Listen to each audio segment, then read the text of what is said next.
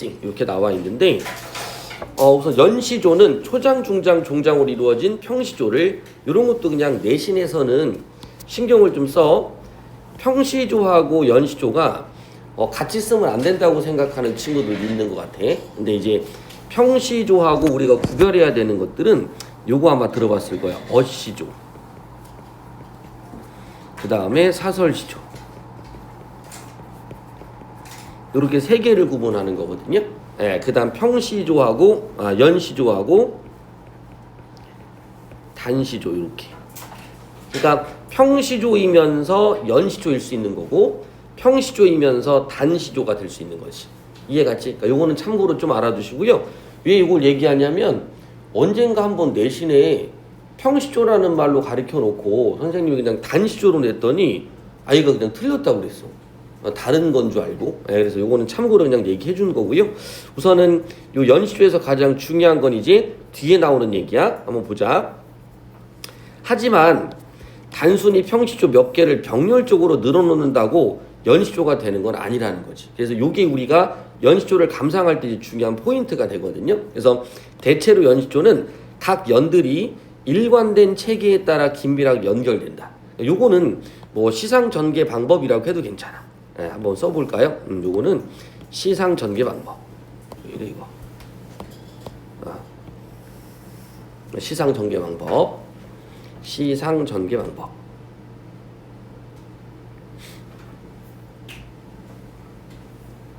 자, 그 다음에 각 연마다 통일적으로 구성되어 있는 어떤 소재들도 있을 거야. 알겠지? 이제 그런 부분들까지 연결을 좀 시킬 거고요.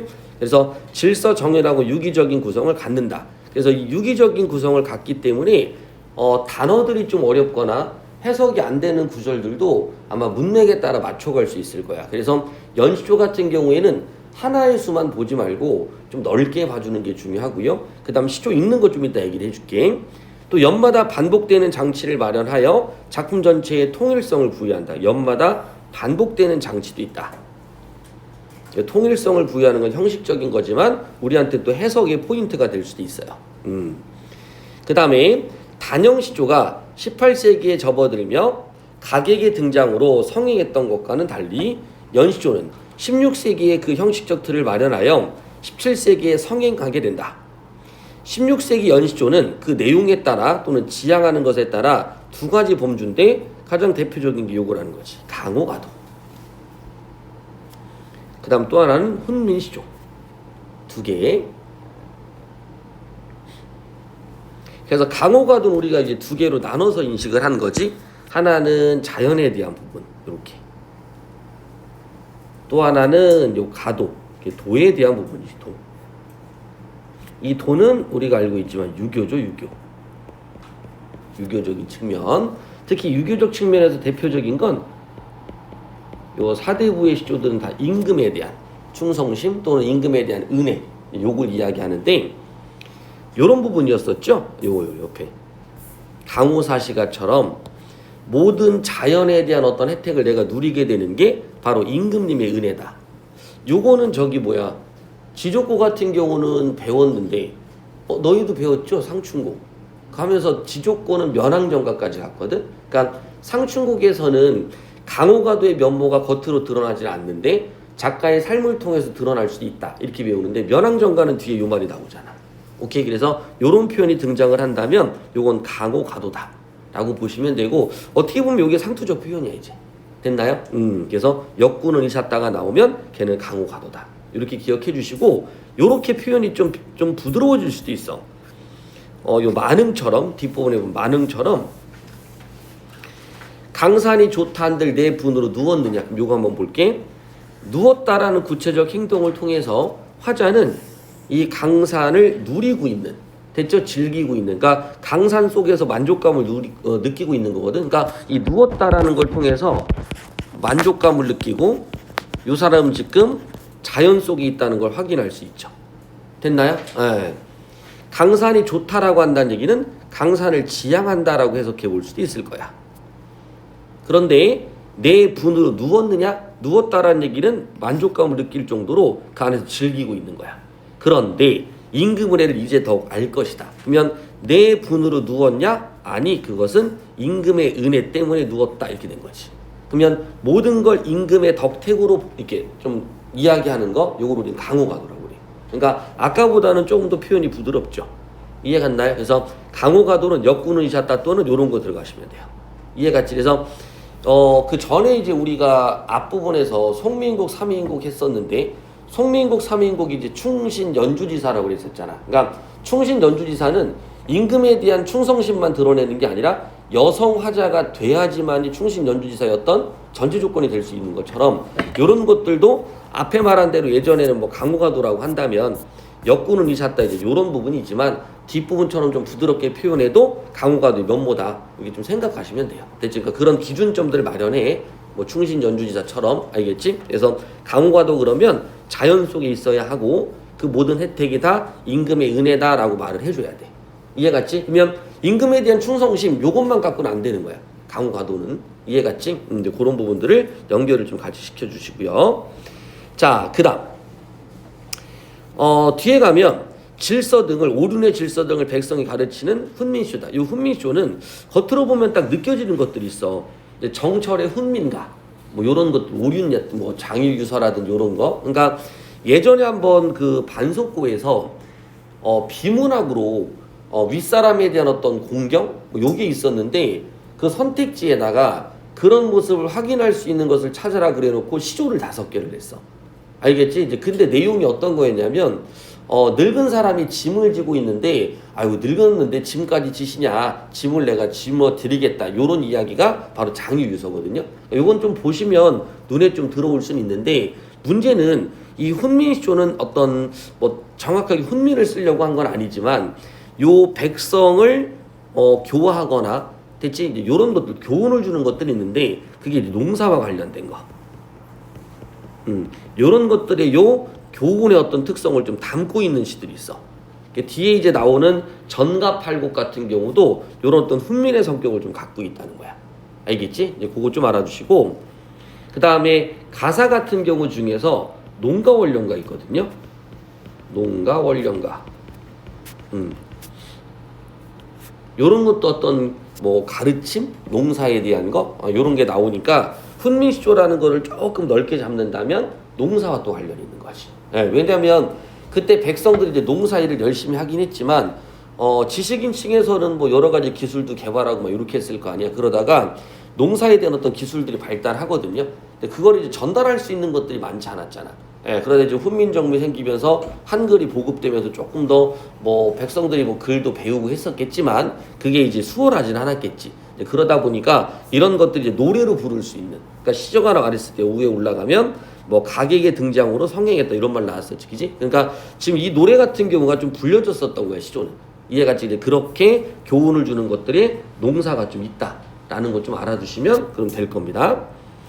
자, 그리고 훈민시조는 이제 그렇게 보시고 나중에 전가팔국 같은 경우 영상을 좀 보시면 오늘 될 거고 오늘은 시조 읽을 때 이제 너희들한테 수업해 준 거는 좀 우리말로 풀어져 있는 거고 알겠죠? 오늘 나오는 내용은 원문 그대로거든요. 좀 어려워요. 자, 그 다음 뒤에 읽어보시면 강호시조는 다시 육가에서 전통을 이어받은 육각의 연시조가 있고요. 육각의 그래서 뭐 병산육곡 저번에 했나? 안 했나? 그러니까 병산육곡 이런 식으로 육각의 노래가 있고 그 다음에 사시가 뭐 강호사시가 어부사시가 그래서 사계절을 이야기하는 거. 자, 그 다음 육각의 연시조에는 태계 이황의 도산 12곡을 비록하여 이정희 풍기 육각. 선생님 도산 12곡은 12곡인데 왜 도산 12곡이 육각입니까? 요게 전6곡 후 6곡으로 나뉘어. 알겠지? 전 6곡은 자연 친화, 후 6곡은 학문 정진. 됐죠? 그래서 앞에 부분은 자연과 관련이 있고요. 요거는 학문 정진. 이제 학문 정진 속에 항상 자연이 포함되어 있죠. 그 대표적인 게 바로 그렇지 고산구곡가. 됐죠? 그 다음에 이정희 풍기육가가 있고 사시각의 연시조는 맹사성의 강호사시가를 시작으로 율곡이의 고산구곡가. 됐죠? 그러니까 강호사시가는 자연 속에서 느끼는 그냥 풍류 정도로 보시면 되는데 율곡이의 고산구곡가는 이것도 마찬가지야. 자연. 내 학문 같이 이렇게 묶여요. 그래서 이제 하나의 코드로만 C가 써지는 것들은 수능의 출제가 좀 덜 되는 편인데 지금 뭐 고산국어과나 도산12국처럼 자연에다 학문이 결합되어 있는 그죠? 이런 경우들은 출제가 좀 많이 되는 편입니다. 그래서 여러분들이 만약에 된다면 도산12국도 완벽하게 분석을 좀 해주셔야 되고 됐죠? 그 다음에 고산국어과 요거 고산국어과는 이번에 다시 영상을 찍어서 올렸고요. 알겠죠? 그 다음에 도산12국은 저번에 찍었던 걸 여러분들 영상을 아마 보낼 거야. 그지? 아마 그거 안 받으면 다 얘기해 주셔야 돼요. 자, 그 다음 이휘리의 전갑팔국. 요런 것들은 내신보다는 모의고사 좀에 많이 나오거든요. 예, 그래서 기출도 한번 됐던 것들이니까 한번 좀 보시고 선생님 말하는 기출은 이제 기출 문제 수능뿐만 아니라 모의평가까지. 알겠지? 근데 성격은 약간 달라요. 그러니까 모의평가는 그 연도의 아이들이 수능을 볼 때 요 정도는 좀 공부해줬으면 좋겠다라는 부분하고 또 하나는 평가하는 요소들이 있어요. 그러니까 조금은 좀 디테일한 부분을 물어보기도 하고 그 다음에 조금은 좀 어렵게 물어보기도 하거든요. 그래서 그런 모의평가나 수능 기출에 좀 차이는 있지만 여러분들 입장에서는 그냥 같이 다 공부를 좀 해놓는 게 좋아요. 그래서 전가팔곡 좀 알아두시고 그 다음 요게 이제 대표적인 그 아까 훈민가의 그죠? 예. 직관적으로 느껴지는 오륜, 훈민 이렇게 들어가죠, 그죠? 그래서 오륜가나 훈민가도 요것도 의외로 어려운 파트들이 있어. 딱 보면 이거 너무 쉽다 이런 것도 있지만 이제 어려운 거 같은 경우는 뭐라고 할까 그 거한재미라고 혹시 들어봤냐? 거한재미? 그러니까 거한재미는 뭐냐면 밥상 같은 걸 이렇게 들었을 때 이제 눈썹에 맞춰서 들어줘야 되는 거거든요. 그런 것들을 시조로 표현하는 거야. 그러니까 여러분들의 입장에서 읽어보면 당시 사회문화의 특성을 모르기 때문에 그거를 좀 이해하기가 어려워. 그러니까 표현은 이렇게 돼 있어. 남편이 밭을 갈러 간 거야.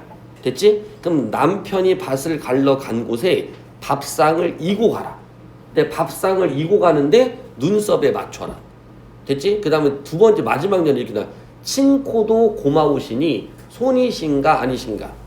그러니까 손이라는 얘기는 손님이라는 얘기지. 그러니까 남편을 대접할 때 손님을 대접하는 것처럼 그러니까 약간은 좀 부부 유별이면서도 남편에 대한 존경심. 그 다음에 밥상을 드는데 눈썹 밑으로 이구, 그러니까 눈썹 위로 이구 가야 된다는 얘기야. 그렇게 좀 공경하는 마음을 지녀라 이런 것들인데 이제 그런 것들이 이제 오륜가나 훈민가에 등장을 한단 말이지. 그래서 그런 것들을 좀 체크해 주시면 주제를 알면 시가 쉬운데 시만 가지고는 좀 판단하기 어려울 때가 있어. 그래서 오륜가다 훈민가도 좀 해주는 게 좋기는 해요.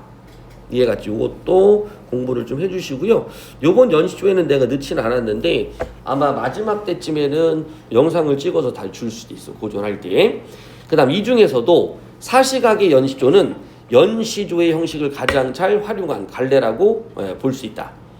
사계절의 변화를 단형시조로 표현하는 것은 거의 불가능한 것이기 때문에 처음부터 사시가는 연시조와 가장 어울리는 내용이었다고 볼 수 있다.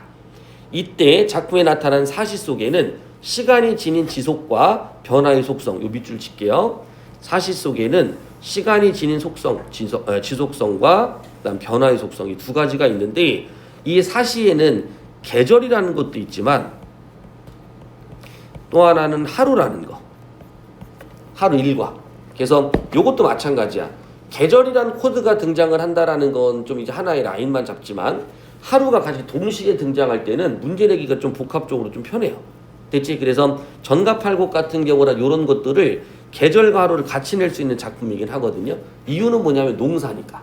이해갔지? 그러니까 농사는 계절과도 관련이 있지만 하루 일과도 관련이 있거든요. 그래서 이런 것들이 문제로 좀 잘 나오기 시작했죠. 자, 그 다음 한편 강호시조는 물론이고 모든 연시조들에서 강호의 모습이 자주 등장하게 되는데 강호는 연시조의 주 담당층이었던 조선조 사대부들의 영원한 지향 공간이다. 요거 조선조 사대부들의 영원한 지향 공간이다. 그래서 사대부는 두 개로 나눠서 우리 공부한다고 그랬었죠. 그죠? 사라는 부분과 그 다음 또 하나는 대부라는 부분. 두 개로 나눠서 사라는 부분은 앞에서도 우리가 한번 한 적이 있지만 수양과 관련이 있다고 그랬었고요. 약간 이제 수기의 느낌이지, 수기. 그 다음에 대부라는 것은 치인, 요건 벼슬. 기죠? 벼슬.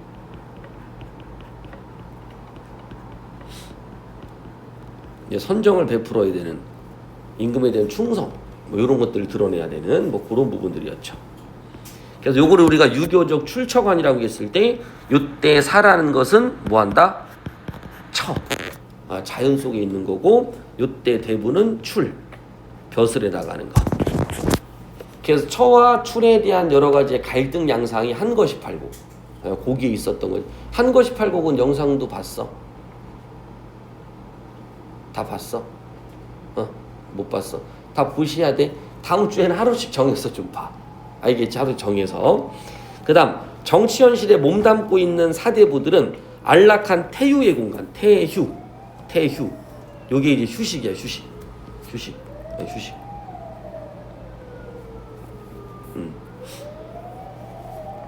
태휴.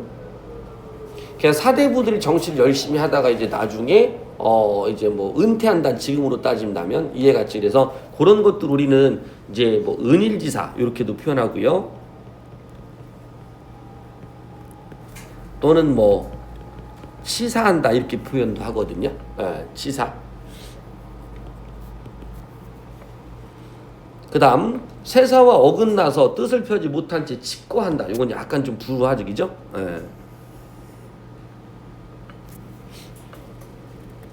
미화함으로써 스스로를 위로했다.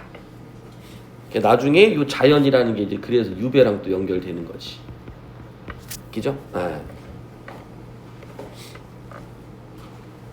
그 다음 강호, 자연, 산수, 임천, 전원 등으로도 표현되었던 이 공간은 결국 속세를 떠나 선비가 살던 시골이나 자연을 의미하는 것이다. 요거는 조금 디테일하게 나눌 필요가 있는데, 요 전원 있죠, 전원. 됐지? 이 전원이라는 것은 농촌이라고 좀 생각해 주세요. 지금 입장에서는. 됐죠? 그럼 이때는 농사를 직접 짓는 거니까 여기 나와 있는 속세를 완벽하게 떠났다고 보기는 어려워. 됐죠? 근데 뭐 강호나 자연이나 산수, 임천 같은 경우들이 속세와 좀 단절시키려고 노력하는 것들이 좀 있거든요.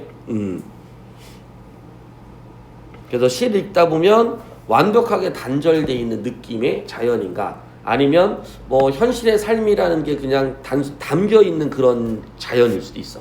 됐지? 그럴 때는 전원이라는 표현을 쓸 수 있다는 얘기지. 그래서 시를 읽다 보면 벼라든지 소라든지 이런 거 등장하잖아. 그럼 여기로 오셔야 돼요. 이해갔지? 그러면서 자연은 아니지만 이 공통적으로 묶여져 있는 부분을 따진다면 그게 여유야, 여유. 삶의 여유. 이해갔지? 그러니까 여유를 완벽한 자연 속에서 누릴 수도 있는데 농촌 생활에서도 누릴 수 있는 거지, 그지? 자, 사대부들은 강호를 심미적 대상으로 삼아 완상하게 한다. 요 심미적 대상. 심미적 대상으로 삼아 완상. 근데 또 하나 중요한 건 뭐냐면 예전에 문제로 출제가 됐었거든요. 그게 고등학교 3학년 수능에 나왔는데 그 보기가 2학년 내신에 많이 나와. 3학년들 보기가. 그래서 하나가 뭐가 나왔냐면 감상을 하는 방법이 두 개가 있었대.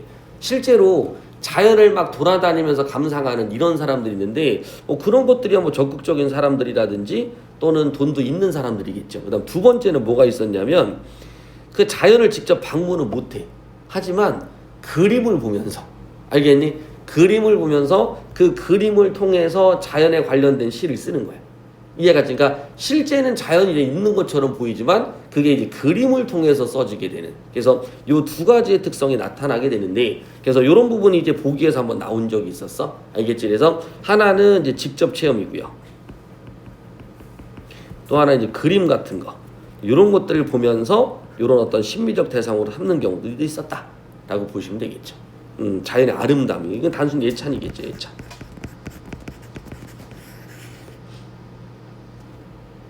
그 다음에 심성을 수용하여 교훈적 이념을 도출하는 공간. 이런 것들이 바로 예찬보다는 조금 훌륭함의 개념에 들어가는 순공이.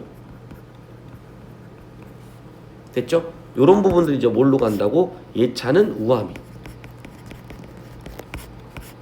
됐죠? 우함이나 순공이의 개념을 참고로 알아두시면 좋겠죠.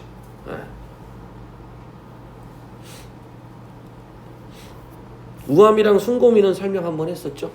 그지? 그러니까 우함이는 내가 생각하는 이상적인 모습과 현실도 이상적인 모습이 이렇게 조화되어 있어. 알겠지? 그렇게 된 우함이고, 그 다음에 이상적인 모습은 되게 뭐 훌륭하고 아름다워. 근데 현실은 그렇지가 않아. 그래서 그 자연에 있는 훌륭한 모습을 내가 배우겠다.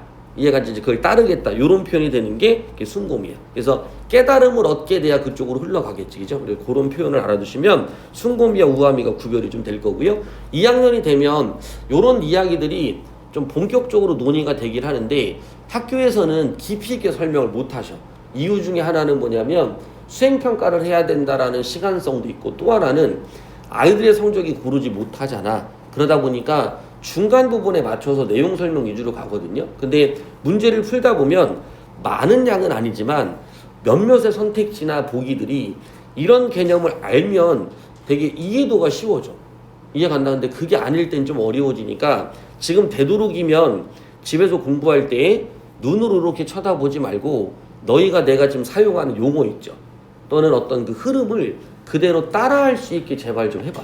그거를 한 1년만 연습을 하면 만약에 지금 내신이 좀 그래도 만족하게 안 나온다고 할 수도 있어. 이유는 우리가 솔직히 말하면 공부했던 시가지라는 게 있고, 또 하나는 공부머리라는 것들이 있다고. 그래서 우리가 가끔 가다 보면 성적이 너희를 배신할 때가 있다라고 하는데, 근데 그 성적이 배신하다가도 기간이 누적되잖아. 그럼 자기의 그 실력들이 언젠가는 나와. 그러니까 고등학교 올라서 공부를 늦게 시작한 친구들한테 항상 이야기하는 게, 정시가 어렵기는 하지만 그거를 절대 포기하지 말라는 이야기는, 그걸 하다 보면 내신에서 우리가 극복 못했던 시간차가 있어. 어차피 1학년 때 안 나왔던 건 수정이 안 되잖아. 그지? 그 다음 2학년 때 공부를 시작했는데 발동이 늦게 걸려서 2학년 2학기 때 막 1등급이 나온 애들도 있거든요. 그럼 못 되돌린단 말이야. 근데 아이들이 정시가 어렵다는 이유만 포기하는 경우가 있는데, 재학생의 단점은 이게 좀 뭐라고 할까, 지속적이지 못해. 수능 공부하다 내신 공부하다 이렇게. 그러니까 조금만 이런 것들 좀 외우다 보면 자기도 모르게 모의고사 1등급 나오기 시작하면 요거도 좀 하면 되겠네? 그럼 내가 사탐이나 가탐도 조금 더 하면 되겠네? 이러다 보면 내신보다는 잘 나올 수 있으니까. 이해갔지? 그렇게 판단해 주시면 되니까 되도록이면 이런 용어들을 이해가 이제 쓸 수 있게, 그 다음에 뜻까지 좀 정확하게 알 수 있게 그렇게 해주시면 되고요. 적용까지. 이해갔지? 이제 그렇게 해주시면 돼. 뿐만 아니라 이곳을 우주의 운행과 질서가 구현된 공간으로 인식한다.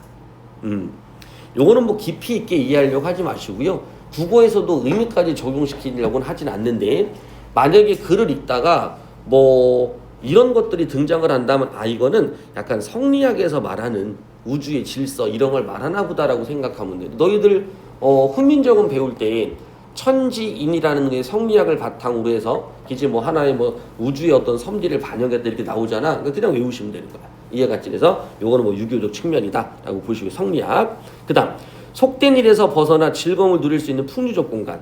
풍류적 공간. 일응을 만끽하는 거. 됐죠? 그래서 요거는 아까 이렇게 보시면 돼. 심미적 대상이라는 것은 자연의 아름다움이라는 걸 그냥 보는 거지만, 이때 풍류적 공간으로 삼아 일응을 만끽하는 건 무라일체에 가깝죠. 이해가 지금 무라일체. 그래서 풍류적 공간으로 일응을 만끽하는 무라일체.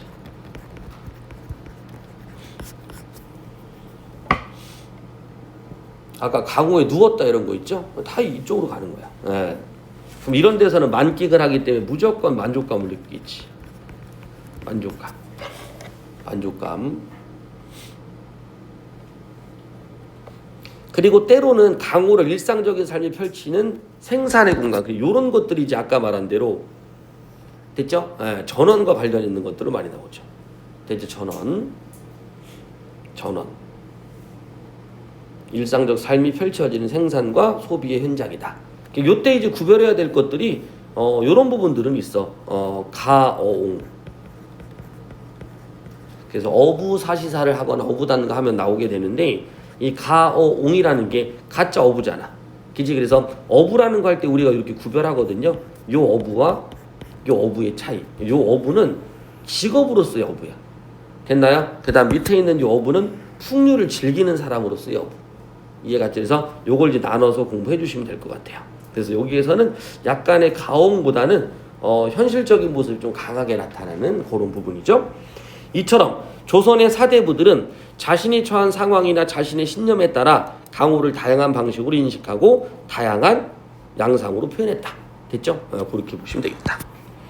자, 그러면 이제 나머지 건 한번 보는데 나머지 거는 뭐 우리가 수업을 그렇게 한번 정리해 주시고, 요게 전가팔곡이거든. 됐죠? 전가팔곡인데 시조를 한번 읽으면서 얘기를 할 건데, 우리가 시조를 읽다 보면 조금 이제 너희들이 고전 읽을 때 조금 조심해야 될 거라든지 또는 어떤 팁이라고 얘기한다면 이렇게 생각해 보면 돼요. 시조나 가사는 3, 4, 3, 4, 3, 4, 3, 4, 뭐 4, 4가 돼도 상관없죠. 그지? 근데 이제 뭐 앞에 3, 4, 4, 4 뭐 이렇게 되건 요 앞에를 뭐 짧게 시작했다 뒤에 길게 가는 경우가 좀 많아요. 그 다음 마지막에는 3, 5, 4, 3 이렇게 되거든. 자, 그런데 요거를 잘 생각해봐. 시조를 읽을 때는 우선은 이음보씩 끊어서 사음보의 덩어리를 만들어가는 거야. 내구 조각하듯이. 그러니까 요렇게 읽는 거지. 3, 4로 이음보가 될 거 아니야? 한번 읽고 그 다음에 요 구와 뒤에 나와 있는 구의 관계를 보게 되면 문장 구조가 보일 거야. 그러면 첫 번째 요 구와 요 구가 대구가 되거나 아니면 지금 얘기한 것처럼 이렇게 종속적으로 연결되는 요런 특성을 지니거든요. 그러니까 예를 들면 봐봐. 밑에 한번 보시면 강우의 여름이 드니 이렇게 넘어가는 거지. 초당에 일이 없다 이런 식으로. 이해 갔나요? 그러면 우리가 좀 더 읽었을 때 이게 하나의 문장이 되는 거야. 초장이. 됐죠? 근데 초장이 두 개가 병렬이 되는 경우도 있어. 예를 든다면 밑으로 잠깐만 내려가 볼게. 여기 앞집에 소 보잡고 뒷집에 따 보내네. 이해 갔니? 그러면 뭐뭐하고 뭐뭐하네. 이게 보일 거야. 이해 갔지? 그러면 요 구조가 보이면 만약에 하나의 단어만 보인다고 하더라도 이 전체적인 맥락은 잡힐 거라고. 이해 갔죠? 그래서 이런 식으로 해서 얘가 요 내용 하나와 됐지? 뭐뭐하고 뭐뭐하고 이렇게 연결될 수도 있어. 됐죠? 그 다음 또 하나는 뭐냐면 아까 얘기했던 요 문장 구조가 2번 같은 경우가 반복될 수도 있고 1번 같은 경우가 반복될 수도 있고 아니면 요렇게 반복이 될 수도 있어. 이해가 안 돼? 그러면 요걸 여러분들이 못 읽는다고 치더라도 만약에 읽었는데 어떤 내용인지 잘 모르겠다 그러면 1번, 2번, 3번을 생각해 보는 거야. 이해갔지? 1번, 2번, 3번을 다시 한번 뭐 이렇게 해도 되겠죠? 삐리리 삐리리 하니 요렇게 된다. 그럼 요건 1번이 포함이 되어 있는 3번이겠죠. 그다음 또 하나는 삐리리 삐리리 하고 삐리리 삐리리 한다. 이렇게 되겠지? 그럼 얘는 2번이 포함되어 있는 3번인 거야. 이해 갔나요? 요렇게 묶어주시고 마지막 3, 5, 4, 3은 주제라고 생각하세요. 이해 갔지? 그러니까 실제 하고자 하는 이야기가 이 뒷부분에 나오는 케이스가 예전에는 많았다. 근데 주제가 맨 첫 번째에 오기도 해요. 이해 갔나? 이제 그걸 한번 판단해 주시면 돼. 그러면 봐봐. 우리가 글을 읽었을 때 뭐 뒤쪽을 한번 잠깐만 보고 이건 내가 지금 설명했으니까 맨 마지막 구절부터 한번 잠깐만 읽어봅시다. 자, 너 용이 읽어보세요. 판단하란 말에 자꾸 상상하지 마세요. 상상을 자꾸 하다 보면 너희들이 본문을 자꾸 떠나게 돼. 그러니까 우리 비문학이나 문학 공부할 때 자꾸 내가 물어보면 본문을 자꾸 안 보고 생각을 하는 애들이 있거든. 수능은 머릿속으로 생각해서 글을 쓰라는 게 아니야. 만약에 A가 뭔 뜻이야 라고 물어보면 그 안에서 맥락을 찾아야 돼. 그러니까 만약에 밤을한 사칠 꼬고 낮에란 띠를 부여 이렇게 나왔잖아. 그러면 자 봐. 밤을한 사칠 꼬고 낮에란인데 밤이라는 단어가 눈에 들어오니까 됐지? 낮에가 무슨 말인지 모르겠지만 얘는 해석이 되는 단어로 바뀌어. 이해 갔나요? 자, 그럼 다시 물어볼게. 자, 그럼 부여는 무슨 뜻이야? 무슨 뜻인지 모르겠지만 뭐는 나오니? 요렇게 연결은 될 거 아니야. 됐나요? 그럼 얘는 지금 뭐 하는 거야? 사칠 뭐 한다? 꼬고라고 그랬으니까 이거 행동이죠. 그러면 낮에란 띠를 부여라는 것도 행동일 거야. 됐지? 그러면 요 두 개의 덩어리가 대국법이 되면서 의미는 뭔지 모르겠지만 낮이든 밤이든 뭔가를 하고 있구나.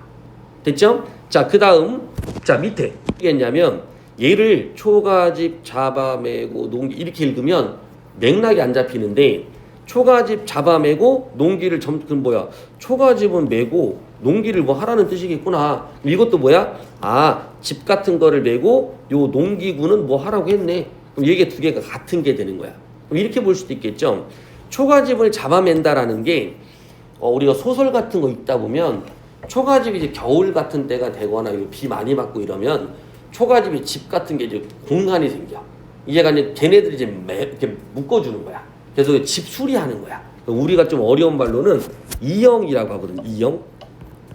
보통 봄에 좀 많이 하는데 그거는 뭐냐면 눈 같은 거 많이 왔다가 이제 이게 녹았다가 얼었다가 하다 보니까 집세기 같은 경우들이 좀 빠지기도 하고 구멍이 생기는 거야. 그걸 메꾸는 게 바로 초가집을 잡아매는 거야. 됐지? 그러면 농기구도 뭐 하는 거겠어? 그렇지. 수리한다 이 느낌으로 가시면 돼요. 됐죠? 그래서 잡아 쓰라. 그럼 봐. 띠를 부여 농기를 점차려 쓰라. 끝났죠? 됐죠? 그리고 마지막엔 또 하는 얘기가 따로 떨어지는 이야기가 되는 거예요. 구조가 보일 거야. 그러면 자 내년에 봄 온다 하거든 결해종살이라. 이거 보일 거야 이렇게. 단어 뜻 나오잖아. 뭐 한다? 그렇지. 농사일을 시작한다. 아 그러니까 내년에 봄을 온다 하니 결해 농사 짓겠다. 그럼 계절은 언제가 되는겨? 요거 겨울이 되는 거야. 자 그럼 여기서 이제 추론하는 거예요. 내년에 봄이 오는 거잖아. 그러니까 지금 얘는 뭐 하겠다? 겨울이라고 하겠다. 자 맞나 틀리나 그럼 애들이 이렇게 하거든요. 근데 아까 연시는 어떤 특성이 있다고? 그렇지. 유기적이라고. 앞에 무슨 뜻인 것 같아? 가을에 곡석보니. 그럼 얘는 가을 얘는 겨울 이렇게 되는 거야. 이해 갔나? 그러면 여기에선 계절감이 있어 없어? 계절감은 없지만 겨울이라고 판단할 수 있는 근거는 첫 번째 연시조니까 요렇게. 그다음 두 번째는 농사일을 따로 못하긴 하겠지만 뭐해라? 밤에는 사칠 거고 낮에는 띠를 부고 초가집도 잡아매고 농기를 이렇게 된다야. 그러니까 그러면서 내년에 봄 온다니 결의종사라. 농사일을 시작할 거를 준비해라. 됐지? 여기 뭐 한다? 농사 준비라고 한다면 이거 맞겠구나.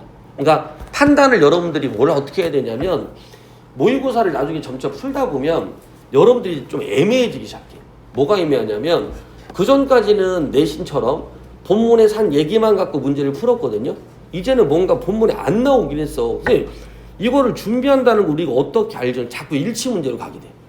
이해갔지? 그러면 앞에 나와 있는 게 가을이고 겨울에는 농사를 질 수 있는 게 아무것도 없으니까 요게 지금 뭐 하는 거냐면 준비를 하는 거야. 그래서 왜 준비하는 건데요? 농기구를 뭐 하는 거야? 점차려 쓰라라는 것은 한번 이게 잘 되고 있는지, 그지? 그렇게 뭐 녹슨 거는 뭐 닦아내기도 하겠죠? 요거를 수리하라는 뜻인 겁니다. 그래서 앞에 나와 있는 건 뭐 하는 건데요? 밤은 사칠 거고 낮에는 띠를 부여. 이거 무슨 얘기냐면 삭군다고 그래서 왜 가끔 이제 드라마 보면 저녁 때 노비들이 대화하면서 손으로 이렇게 새끼를 꼴거든요. 그걸로 집신을 만들거나 초가집을 묶을 수 있는 이 재료를 만드는 거야. 이해갔지? 그래서 그 부분을 생각한다면 마지막에 오수는 어떤 내용이 있구나 이런 게 이제 판단이 되는 거지. 이해갔지? 자, 그 다음에 사수 한번 가보자. 사수 한번 가보면 요건 이렇게 돼 있네. 자, 이제 요게 구조가 보일 거야. 가을에 곡석 보니. 됐니? 교훈도 교울시고. 됐나요? 내 힘에 니룬 것이 먹어도 마시로다. 이해가 지금 요 두 개가 어때? 또 대등한 느낌처럼 보이죠. 그러니까 가을에 곡식을 보니 교훈도 좋으시고 좋다란 얘기인가 보다. 그죠? 내 힘에 니룬 것, 내 힘으로 이룬 것이 먹어도 마시로다. 이해 갔나요? 그럼 요 두 개가 뭐가 되는 거야? 그렇지. 통사구조의 반복이 되겠지. 됐나요?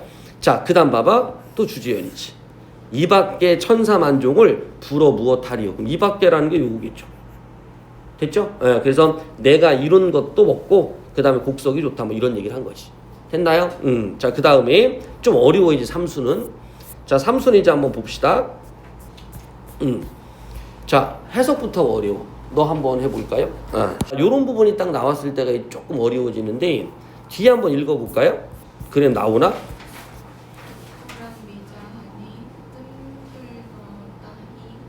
그렇지. 됐나? 그러니까 지금 요게 계속 걸리는 거야. 이해 갔죠? 그 다음 마지막.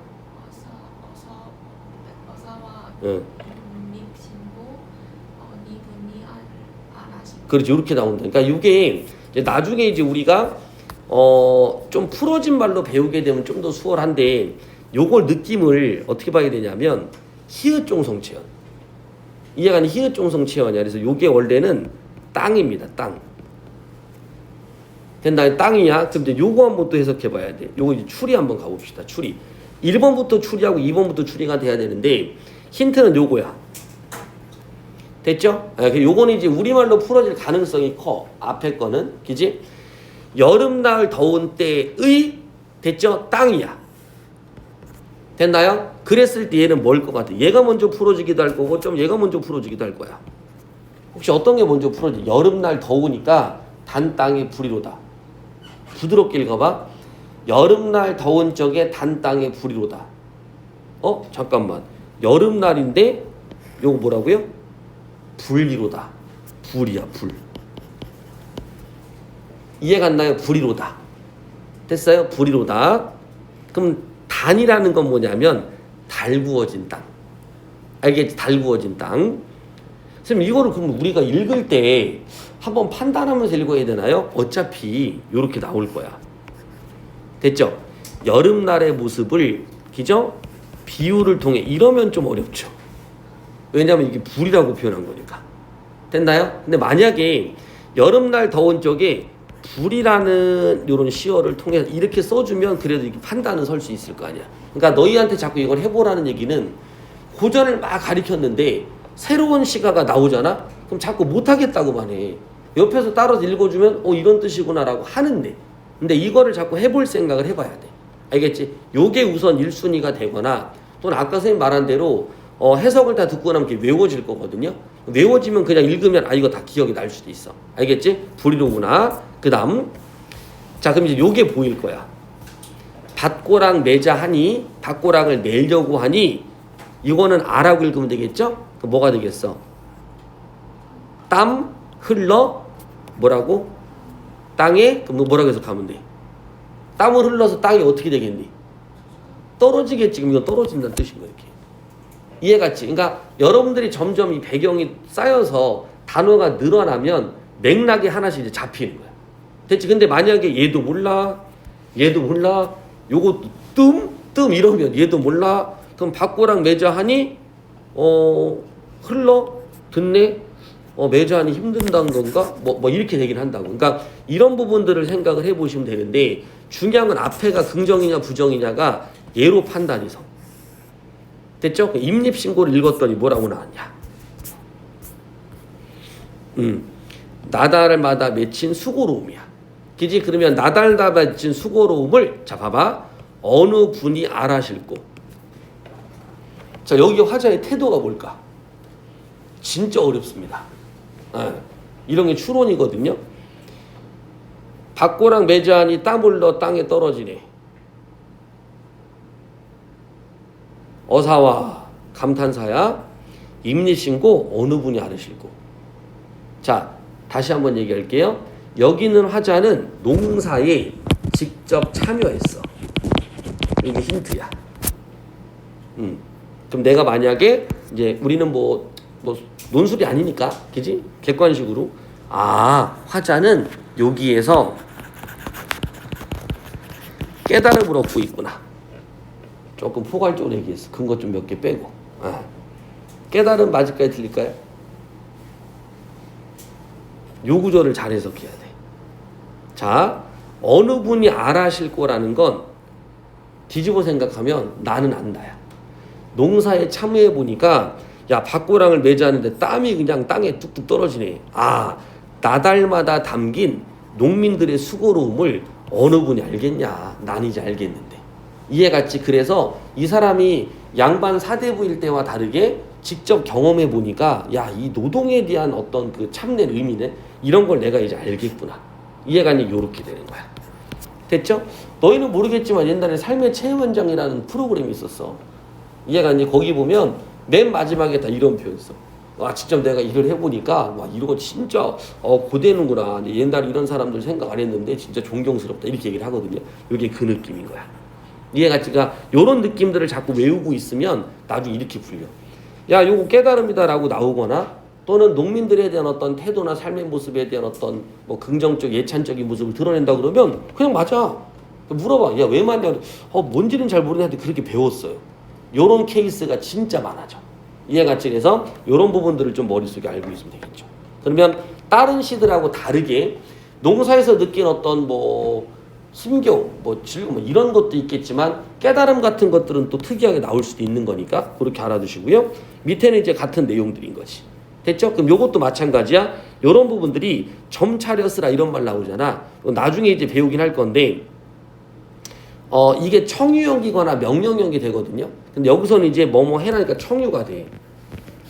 됐죠? 그러니까 농사일에 대해 어느 정도 이제 알고 있는데 여기 이제 뭐 관점은 다를 수 있지만 농민들이 농사를 더 잘 알긴 할 겁니다. 근데 요렇게 준비하라고 이제 뭐 하는 거냐면 권고하고 있다고 생각하면 되겠지. 그래서 요런 것들도 나중에 좀 보시면 보기가 나오면 요런 훈민의 특성이 있다라는 걸로 설명할 수도 있어요. 대체 그 보기 관점이야. 알겠지? 그래서 우리가 수업 시간에 한번 그 얘기했었잖아. 강 건너간 노래. 이해가지? 그걸 이제 일상적 현실로 보는 이유는 보기가 이제 나오기 때문에. 그래서 이런 것들이 이제 보기의 관점을 통한다면 그럼 훈민적인 요소라고 볼 수도 있겠지. 여기에서는 이제 아까 말한 대로 훈민에 대한 내용을 됐니? 오륜이라든지 이런 걸로만 제시했기 때문에 정확히 우리 이걸 뭐 훈민이다 이렇게 하기는 좀 애매하겠지만 그런 부분들을 좀 연결해서 나머지 문제들 한번 풀어보시면 될 거야. 이해갔지? 그럼 난이도가 높진 않아요. 그럼 이제 5번만 한번 옆에 볼게. 그죠? 자, 그럼 아까 읽었던 내용만 가지고 보면 화자가 겨울에도 일손을 멈추지 않고, 자, 겨울이라는 건 우리가 아까 추론했었던 거지, 그죠? 일손을 멈추지 않았다라는 걸 어디서 표현할 수 있어? 낮에는 이렇게 하고 밤에는 이렇게 하고, 그죠? 내년의 봄에 종사를 준비한다. 됐죠? 것에서 화자가 강호를 일상적인 생산 공간으로 두고 있음을 알 수 있겠죠. 그럼 여기서 말하는 강호는 아까 말한 대로 전원이 되는 거야. 이해 갔나요? 그러면 이런 단어들이 바로 체킹이 돼야 되는 거지. 이해 갔죠? 예, 그런 부분 한번 생각하면 되겠죠. 자, 그런 식으로 풀어주시는 겁니다. 그래서 내용은 아마 어렵진 않을 거고요. 예. 그래서 시도 읽을 때 한 번 정도 이런 식으로 한번 읽으면서 정리를 해주신다면 뭐 어려운 게 나와도 좀 보이긴 될 거야. 마지막 하나만 보고 그러고 얘기를 좀 한번 해봅시다. 삼수 요거 한번 잠깐 볼까? 같은 식으로 한번 읽어보고 그 다음에 이제 우리 시조 나머지 진도 나가도록 할게요. 자, 이 곡은 어디매여 화암에 춘만커다. 그러면 읽을 때 봐. 이 곡은 어디매고 화암에 춘만커다. 요게 대화 형식인 거야. 아니, 질문, 대답. 알겠지? 그러니까 이 곡은 어디냐? 아, 화암이야. 거기에 지금 봄이 쌓여 있어. 됐지? 그러니까 이 곡은 여기겠지. 대죠? 이거 소개하는 거. 벽파에 꽃을 띄우니까 이렇게 연결해서 읽고 야외에 보내노라. 살람이 이 승지를 모르니 보이죠? 이런 거 읽어주는 거야. 됐죠? 이 승지를 모르니 알게 하겠다. 됐나요? 모르니 알게 하겠다. 자, 그럼 여기서 내용은 잘 안 들어오겠지만 꽃을 왜 띄워? 그렇지, 이거겠지. 됐나요? 그럼 얘는 뭐겠어? 이거 모르는 사람한테 여기를 알려주는 전달의 매개체 이렇게 되는 거야. 이해가 지기지? 그것만 알면 돼. 그런 부분만. 좀 더 깊은 거는 나중에 다시 한번 얘기하고요. 됐죠? 그렇게 보신다면 대충 이제 해석하는 방법들이 눈에 들어올 것 같아요. 자, 나머지는 영상을 나중에 다 듣고 나서 하셔도 상관없어요. 알겠지? 그렇게 판단해 주시고 견해유에 나와 있는 내용하고 그 다음 만응의 내용도 진짜 중요하니까 영상 꼭 보셔야 돼. 알겠죠? 그렇게 하시면 되겠지.